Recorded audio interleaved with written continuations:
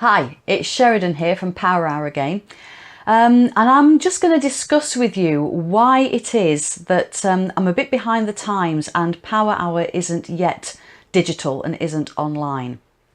Quite a few people have asked why isn't there an online version, and my answer has always been, well, content provision isn't the same as facilitating learning. A lot of the topics that we cover are practical skills.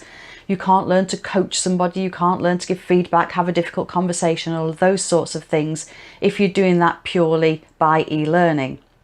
However, I do accept that a lot of the theory and a lot of the content can be delivered by that format and delivered perfectly well, which can then be really brought to life in a live environment.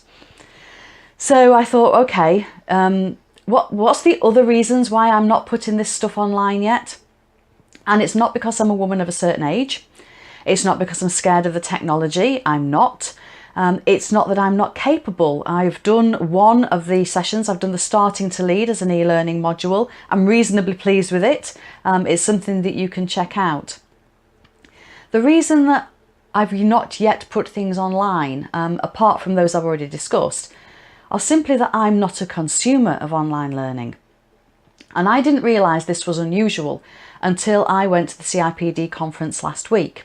And I was sat in a room with about 40 people, and there was a sort of show of hands exercise.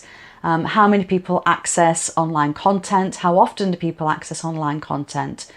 And I was really different to everybody else in the room.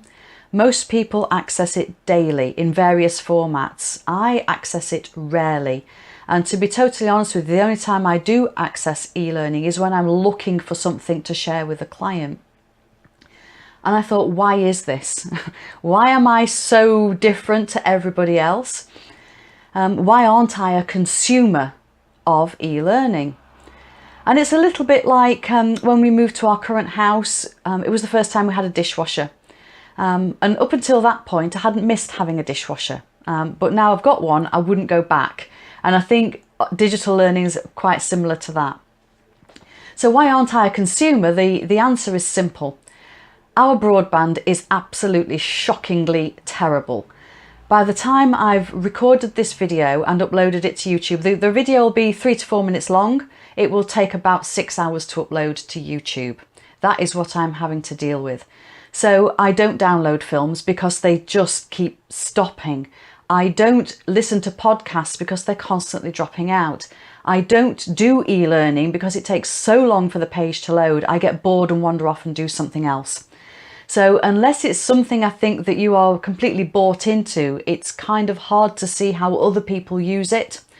And I think it's quite an important lesson for us to think about when we're providing training to people as well, whether you're providing it directly as a trainer, whether you're providing it as an L&D manager and providing a whole suite of learning to people. We need to take that into account. We need to take into account not only is the method right for the topic, we need to take into account learning styles in whatever format you believe in them, but people do have preferences. And we also need to take into account infrastructure and accessibility, because we can't just assume that everyone can access things online, just as we shouldn't assume that everyone can get to a one-day training workshop. So that's why I think mixing up your delivery methods is good. That's why even when I do get great broadband and I do start putting some of the content online, I'll still be really chomping the bit for getting in the training room and really practicing those skills in live bite-sized training sessions. Thanks for listening.